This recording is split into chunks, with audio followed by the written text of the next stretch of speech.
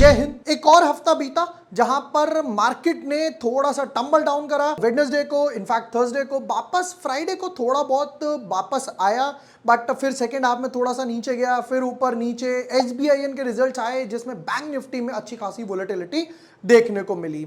But इस बीच में एक स्टॉक ऐसा जो ऊपर जाने का ट्राई कर रहा है, वोलेटिलिटी कंप्रेशन हो रहा है, मूव अच्छा आ रहा है, वॉल्यूम अच्छे बन रहे हैं, बट क्या आगे सस्टेन करेगा या नहीं करेगा, ये आज के वीडियो में देखने वाले हैं।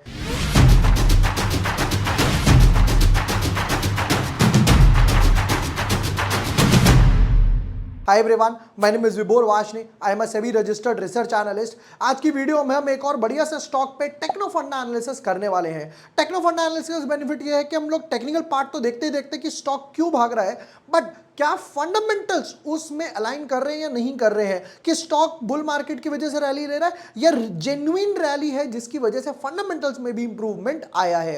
लास्ट टाइम हम लोगों ने डिस्कस करा था एम्फेसिस टेक्नो फंडा के पार्ट पे, और एम्फेसिस ने अच्छे खासे रिजल्ट्स भी दिए हैं। चलो विदाउट वेस्टिंग टाइम चलते हैं अपने आज के वीडियो पर। But yes, before moving ahead, अगर अभी तक आपने चैनल सब्सक्राइब नहीं किया है या न्यू यूजर हो, subscribe the channel, press the bell icon. यहां पर आपको सब कुछ ऑन द बोर्ड देखने को मिल जाएगा। जैसे कि फॉर एग्जांपल ये 2 आईपीओ के एनालिसिस डाले थे, फिर ये 5 बेस्ट स्टॉक अगस्त मंथ के लिए लास्ट वीक डाले थे मैंने, और 5 दिन में 6% का रिटर्न ये ऑलरेडी दे चुके हैं, और एक स्टॉक ने तो 25 रुपए का डिविडेंड भी डिक्लेयर करा है। फिर यहां पे स्टेज एनालिसिस सीखे थे हम लोगों ने नीति से, तो काफी सारा लर्निंग मटेरियल भी ऑन द बोर्ड आ जाता है। रेलिगेयर एंटरप्राइज, तो रेलिगेयर एंटरप्राइज में क्या हुआ है कि ऐसा कुछ खास क्या हुआ देखते हैं पहले जरा। ये डेली चार्ट का स्ट्रक्चर है। यहां पे अगर मैं डेली चार्ट पे देखूं तो एक बड़ी सी एक कैंडल दिखाई दे रही है। इनफैक्ट यहां पर एक मुझे वॉल्यूम भी काफी अच्छे लग रहे हैं कि वॉल्यूम में भी एक काफी अच्छा मूव आया है।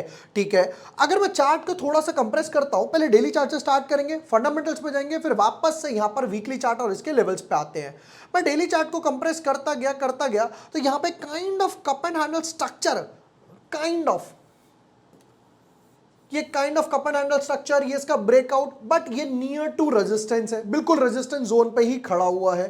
ठीक है, अब क्वेश्चन ये है, ये जो रैली आ रही है, कोई अगर देखना चाहे तो ये भी बोला जा सकता है वेव 1 2 वेव 3 स्टार्ट होगी एंड सो ऑन। ठीक है, बट क्वेश्चन ये है क्या फंडामेंटल्स इससे अलाइन है या नहीं है। तो फंडामेंटल्स पे क्विकली 1 या 2 मिनट में नजर मार लेते हैं, फिर वापस अपने लेवल्स और वीकली चार्ट के स्ट्रक्चर पे आ जाते हैं। फंडामेंटल से स्टार्ट करते हैं, तो यहां पर शुरू करते काम करते हैं प्रमोटर होल्डिंग से। तो यहां पर प्रमोटर होल्डिंग तो कुछ दिखा नहीं ना, नो डाटा फॉर प्रमोटर। तो क्या प्रमोटर नहीं है कंपनी में, समझते कुछ नया सीखने को मिलेगा। एफआईआई की बात करें तो एफआईआई यहां पर 14 19 18 19 वापस से ऊपर की तरफ आ गए एफआईआई। ठीक है, नेक्स्ट पार्ट पे चलते हैं। तो डीआई की बात करें तो 7%, डीआई पब्लिक की बात करें तो पब्लिक के पास यहां पर 73% जो है वो पब्लिक के पास है। ठीक है, तो पब्लिक में नाम क्या क्या सामने आ रहे हैं एक बारी को जल्दी से वो भी नजर मार लेते हैं। एफआईआई हो गया, ये डीआई हो गया, मोतीलाल ओसवाल। ये पब्लिक की बात करें तो यहां पर प्लूटस वेल्थ 7, पूरन 5 12, चंद्रकांत रॉक बिल्डर्स, फिर उसके बाद 7 5 12 12 और 4 16 17 18 19 20 21 22 23 24 25 26 27 28 29 30, राउंड ऑफ टू 35 37% के आसपास ब्लॉक है। अब होता क्या है, जिन कंपनीज में आपको प्रमोटर नहीं देखने को मिलेंगे, एलटी लार्सन ट्यूब्रो, आईटीसी, वहां प्रमोटर नहीं देखने को मिलेंगे, तो वहां पर क्या होता है, जो स्ट्रैटेजिक इन्वेस्टर्स होते हैं वो मैनेज करते हैं कंपनी को। ठीक है, इसी तरीके से अगर यहां पे 73% में से ऑलमोस्ट 35-40% के आसपास ब्लॉक है, मतलब पब्लिक के पास 30% के आसपास बचा। क्वार्टरली रिजल्ट्स और बैलेंस शीट पे आ जाते हैं जल्दी से एक बारी को। क्वार्टरली रिजल्ट्स यहां पर बात करें, चलो शुरू करते हैं। यहां पर 5 4 7 थोड़ा जंप आया, वापस से डिप 5 और वापस से 5 के आसपास हो गया। ठीक है, नेक्स्ट पार्ट पर चलते हैं कि सेल्स के बाद पैसा बचता कितना है कंपनी के पास, वो हमारा मेन गोल है। ठीक है, यानी कंपनी का जो मेजर ऑपरेशंस चल रहा है वो इधर की तरफ, ये जो कॉलम है अदर इनकम की तरफ चल रहा है। ठीक है, नेक्स्ट पार्ट पर आते हैं, कंपनी के ऑपरेशंस वगैरह क्या के बाद नेट प्रॉफिट कितना बचता है वो देखते हैं। लॉस थोड़ा एक्सटेंड हुआ, थोड़ा कम हुआ, फिर वापस 20 करोड़ के आसपास। ये जो मेजर प्रॉफिट आया है वो अदर इनकम की वजह से आया है, ये तो यहां पर क्लियर है। ठीक है, मे बी नेक्स्ट क्वार्टर के आसपास, 2-3 क्वार्टर के आसपास और अच्छा सा मूव आए तो बैलेंस्ड रहे। एक बारी को बैलेंस शीट देख लेते हैं जल्दी से कि बैलेंस शीट क्या बोलती है कंपनी की। चलिए जी, 216 इक्विटी फिर रेस किया, फिर बैक टू बैक वापस से इक्विटी रेस किया। रिजर्व्स की बात करें 1300, थोड़ा सा डिप आया 1200 क्योंकि लॉस में गई, फिर वापस 13, 18 और 18 के आसपास। अब रिजर्व्स तो डेफिनेटली काफी सारे अच्छे हैं बट प्रॉपरली यूटिलाइज नहीं हो पा रहे, जिसकी वजह से एक बार को रिजर्व्स यूटिलाइज हो, कंपनी की सेल्स बढ़े तो डेफिनेटली यहां पर एक अच्छा मूव और देखने को मिलेगा। आते हैं वीकली चार्ट पे जल्दी से। वीकली चार्ट के स्ट्रक्चर डेफिनेटली यहां पर अगर मैं वीकली चार्ट का स्ट्रक्चर देखता हूं तो अगेन जो हम लोग डेली चार्ट के स्ट्रक्चर पे देख रहे थे वो तो वीकली चार्ट के स्ट्रक्चर पे भी यहां पर बना हुआ है। हाँ वो लोग, ये पहले एक कप बना, फिर यहां पर एक हैंडल बन गया जिसका ब्रेकआउट अभी तक नहीं आया है, नंबर 1। बट सिनेरियो आपको देखकर लग रहा होगा कि यहां पर एक कप एंड हैंडल बन गया, नहीं, सिनेरियो ये नहीं है। सिनेरियो उससे ज्यादा क्या है, जब चार्ट कंप्रेस करते हैं तो और एक और बड़ा कप एंड हैंडल बना हुआ है। हाँ बोलो, एक ये हैंडल बना, ब्रेकआउट नहीं दिया, फिर दोबारा एक और हैंडल बना जिसको बोलते हैं Busted cup and handle. Cup and handle के बाद एक और कप एंड हैंडल। अगर मैं ध्यान से ये लाइन ड्रॉ करूं जो कि एक 200 के आसपास एक रेजिस्टेंस है, हाँ बोलो 2017 के आसपास की रेजिस्टेंस है, ऑलमोस्ट 5.5-6 साल के आसपास हो गए ये रेजिस्टेंस क्रॉस नहीं हुई है।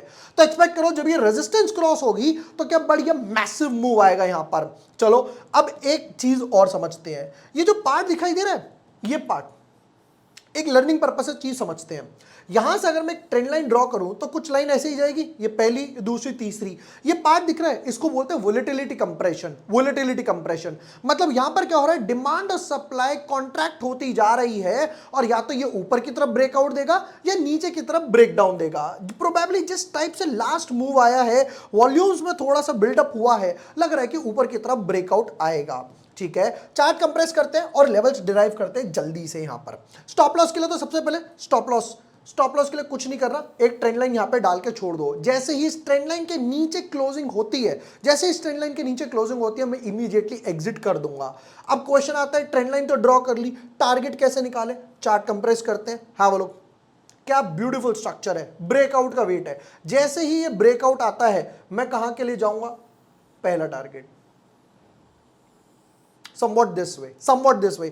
ये ट्रेंड लाइन यहां से भी आ गई और यहां पे somewhat around 425 के आसपास आ सकता है, मतलब कि 100% के आसपास रिटर्न्स दे सकता है। बट प्रैक्टिकली टाइम लगेगा। डू नॉट एक्सपेक्ट कि मैं आज बाय करूं कल ही ये मुझे रिटर्न्स देना चालू हो जाएगा। 100 रुपए का स्टॉक 200 का स्टॉक 400 बनने में टाइम लगेगा। यहां पे एक अच्छी खासी रेजिस्टेंस बनी हुई है 200 के लेवल के आसपास। ये जो पार्ट है यहां पे मार्क कर देता हूं, ये है volatility compression, VC, volatility compression, not that video call वाला, राइट। यहां पे जैसे ही वोलेटिलिटी कंप्रेशन का ब्रेकआउट आएगा, ऊपर की तरफ एक राउंड बॉटम कंप्लीट करने के लिए चला जाएगा। रिस्क रिवॉर्ड की बात करें, डेफिनेटली रिस्क रिवॉर्ड फेवरेबल है। फंडामेंटल पे कंपनी को और काम करना पड़ेगा, थोड़ी सी सेल्स बूस्ट होती है, जो रियल रेवेन्यू है वो बूस्ट होती है, पैट बढ़ता है, तो डेफिनेटली यहां पर फंडामेंटल्स इंप्रूव हो जाएंगे। ये थे रैली गियर के weekly analysis, techno fund analysis. Video पसंद आया हो, share with your friends, like and subscribe.